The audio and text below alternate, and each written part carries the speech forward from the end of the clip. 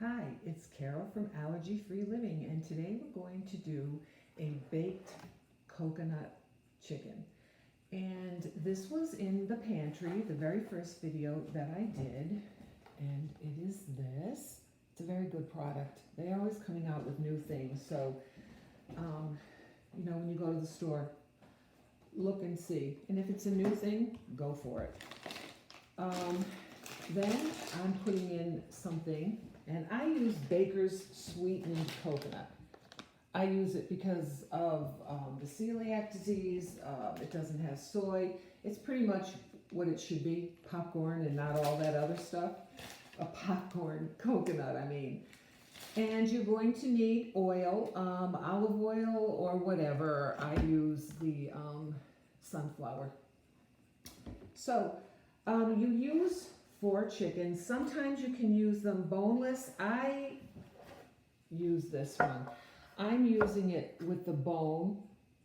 Okay, it's a big piece with the skin attached. And I have 2 pieces. I start off with 4, but I did prepare 2 pieces already so that you can see what it looks like when it's done. I think that's important to see certain things. Some it doesn't matter, but I think that this one it does. So you're going to take your chicken and just put oil on the bottom of the pan you're using and just, move it around so that it gets enough oil coated on it.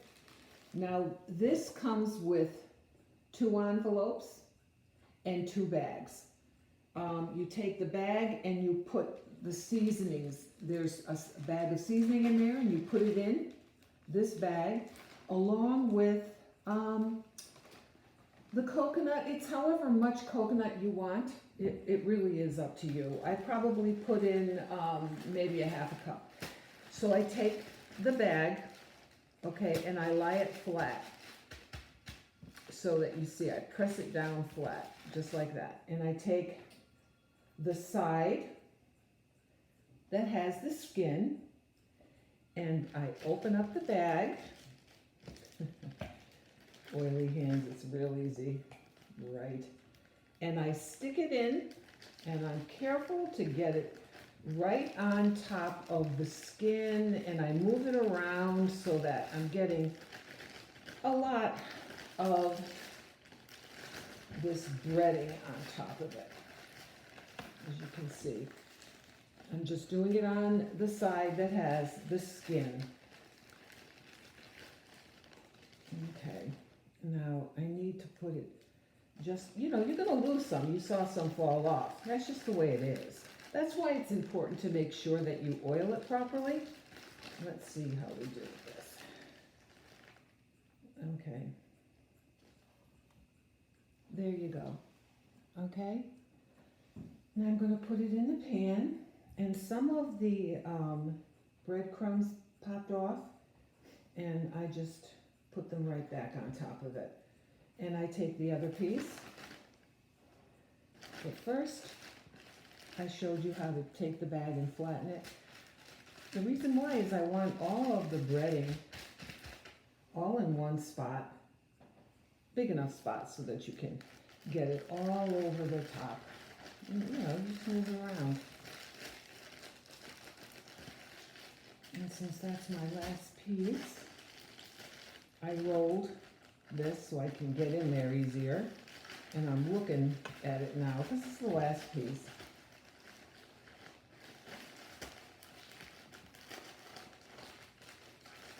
And sometimes, like I'm noticing it's not picking up a lot of it, so I'm going to go back into the pan and I'm going to put some more oil on it. And I'm going to just put it back in. There's just little tricks of the trade so that you can see what to do.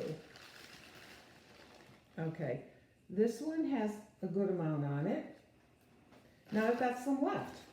So I'm just going to take it and I'm gonna plop it right on the parts of the chicken that don't have it.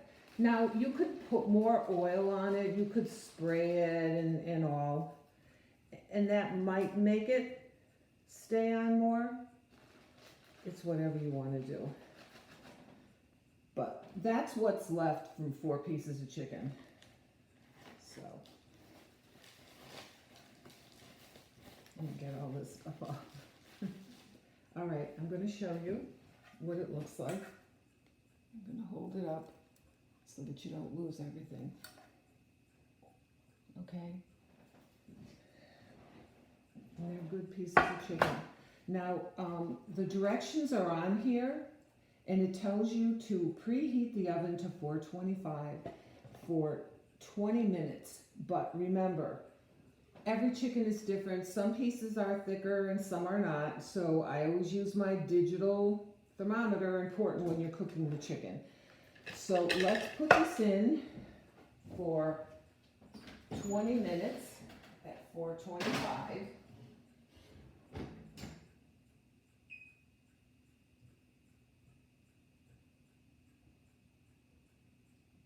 Okay, now let's get this.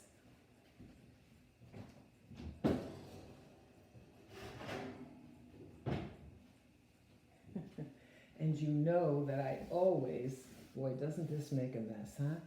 That's okay. That's what happens when you cook. If you think you're not going to have a mess, then I don't know what to tell you. This is what the chicken looks like. Now that looks good. Now, you see, you have to be careful. One thing I do want to tell you is, like, I had to cook this for more than 20 minutes.